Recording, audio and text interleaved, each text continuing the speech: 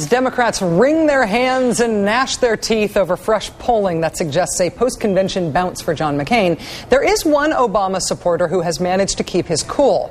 His name is Barack Obama. In an interview tonight with my colleague Keith Olbermann, Obama demonstrated more confidence in his campaign's tactics than many of his own supporters are expressing. The senator apparently derives that confidence from the belief that when the dust settles and it's finally time to do some voting, the contrasts between him and John McCain will be clear and will favor him. The contrast in which Obama seems to have the most faith: John McCain and George W. Bush are essentially the same politician. Take his answer to Keith's question about the economy. Has there been thought given to breaking this down to its simplest element in much the way one of the Republican icons, Mr. Reagan, did during the 1980 campaign, and ask the voters of today, are you better off now than you were 8 years ago? Oh, absolutely. And I often do that on the campaign trail, and we're going to just keep on repeating that. I mean, this should not be complicated. Here's what it comes down to. Under George Bush's stewardship, with an assist from John McCain and the rest of the Republican Party, the economy is weaker now than it has been in a very long time. Unemployment is higher, poverty is higher, more people are uninsured, wages and incomes have flatlined, middle-class folks who used to feel secure now feel unstable. We've got more homes being lost to foreclosure than any time since the Great Depression. And John McCain does not have any discernible difference from George Bush when it comes to economic policy.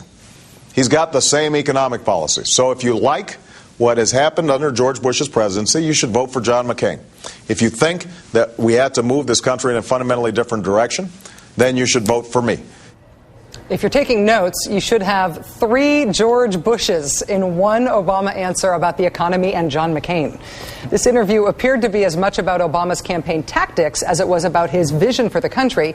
To that end, Keith challenged Senator Obama tonight about whether he needs to get tougher with Senator McCain in order to drive his point home.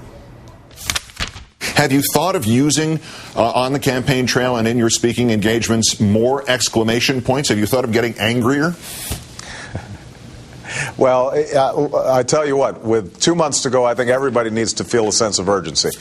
When I hear John McCain suggest that he's going to bring about change, I am reminded of the cartoon that Tom Tolles did in the Washington Post, where he has McCain say, watch out, George Bush, with the exception of the economy, tax policy, foreign policy, health care policy, education policy, and Karl Rove politics, we're really going to shake things up in Washington.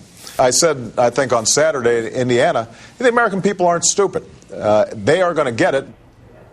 When you hear that confidence from him, you wonder if Barack Obama is raising the prospect tonight that there is something new coming from his campaign around the corner, something tougher, something with a harder edge. Or are these just the words of a nominee who is confident that if he just keeps doing what he's doing, he will eventually prevail? Joining us now is Rosa Brooks, who's a columnist for the Los Angeles Times. Hi, Rosa. Thanks for joining us. Hey, Rachel. It's great to be here on your inaugural show. We are very happy to have you. Senator Obama seems to be demonstrating a lot of confidence in his own campaign tactics, more confidence than his supporters seem to have in those tactics. Do you think he knows something that his supporters don't? Yes, I think he does. I think he's noticed that the Democrats are terrified of doing well. Democrats love to be on the losing side. They love to wring their hands. They feel much more comfortable that way. So Democrats seize every opportunity to get panicky. But Barack Obama, I think, is quite right when he says the fundamentals here are no different than they were before the convention. McCain is enjoying a bounce in the polls after the convention, but there's a reason they call these things bounces. You know, stuff goes up and then it goes boing right back down again. And we're going to see a whole lot more boing, boing, boing stuff in the next couple of months. But I think, frankly, I don't think the convention has changed anything fundamentally. He's right to stick to his message. It was a message that before the convention was basically working. It's going to keep working because, as he said, the economy's in the toilet. We're in the middle of 2 wars. We're stuck. Americans know that. I don't think they want anger. I think they just want somebody who can deliver some solutions and change course. I love that his response to Keith's question about getting angrier was a huge smile and a laugh. Like, me, the angry guy? Never. Well, but you do hear people say, though, if the fundamentals are what they are, and if people feel about George W. Bush the way they do, and they feel about the Republican Party the way they do, why is it tied? Or why is it close to tied? And why has it been this way for so long? Why isn't Obama further ahead? You know, I think there are a couple of things going on. One thing, obviously, the campaigns are not that interested in the national numbers. They're following much more closely those critical swing state electoral college numbers. But you know, people are nervous. A lot of people haven't quite made up their minds yet. The jury is still out for a lot of voters, and the polls that we're getting aren't really capturing that all that well very much. I think that you know, we have a very divided country. I think that the reason that Obama has been consistently throughout this election season, I think we're going to see it coming back to this, consistently ahead of McCain and a little bit ahead of it, is that we have a very divided country, but people are really receptive to hearing a message that says, you know, let's get beyond that divisiveness. That's actually part of the reason that I think that the post-convention bounce for McCain is not going to last, because I think actually the very thing that gave him the big bounce was Sarah Palin's introduction, but I also think that when the dust settles here, she's a very divisive presence on the Republican ticket. She's firing up the base, but I think that, you know, when everything settles down, she's really going to be alienating a lot of those moderate swing voters who are actually going to be much more attracted to the sort of can-do attitude of Obama, which is not angry, than to the us versus them, let's reignite the culture wars message that they were getting during the Republican convention. One thing, in terms of the way the campaign works, we have not seen from Senator Obama any of the you know, advisors telling tales on each other in the press. Yeah. We haven't seen any ugly leaks or infighting. We haven't seen high-level firings or a lot of turnover.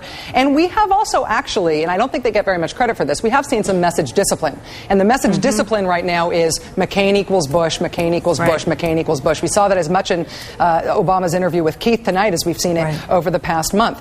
Is that the right message? They definitely have discipline on it, but is it the right one? Yeah. I think it is. The Obama campaign's got a number that they sure like a whole lot better and think is a lot more important than the polling numbers, and that is the number that says that 63% of Americans are worried that John McCain is going to continue George Bush's policies if he's elected president.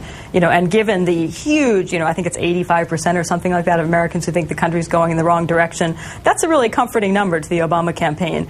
You know, there's that military acronym, which I love, the KISS, keep it simple, stupid. And I think that the Obama campaign is taking that message to heart, is saying, let's not muddy the waters here by having 600 different campaign themes. You know, we've got a campaign theme. We think this is the right campaign theme. We think this is what this country needs right now. We're going to keep saying it. We're not going to get distracted by all the bells and whistles that consultants are going to suggest that we adopt. We're going to say, ladies and gentlemen, did you like the last 8 years? If you do, as Obama said, you know, if you do, go ahead, vote for the Republican Party who brought you the last 8 years. If you didn't, vote Democratic, vote Barack Obama. And it's, you know, it's a simple message, and I think that at the end of the day, you know, when the warm and fuzzies from the convention are over, when everybody gets past the fuzzy narratives about, you know, war hero this or woman governor that, you know, at the end of the day, they start thinking about there's wars, there's an economy, I can't get a job, I'm worried about getting a job, I'm worried about keeping food on the table. They make their decisions based on who they think is going to keep them safe and who they think is going to help them get by. Sure, that's the simplest of all possible messages. Rosa Brooks, columnist for the Los Angeles Times, great to have you with us. Thanks for joining us. Great to be here. Thanks, Rachel.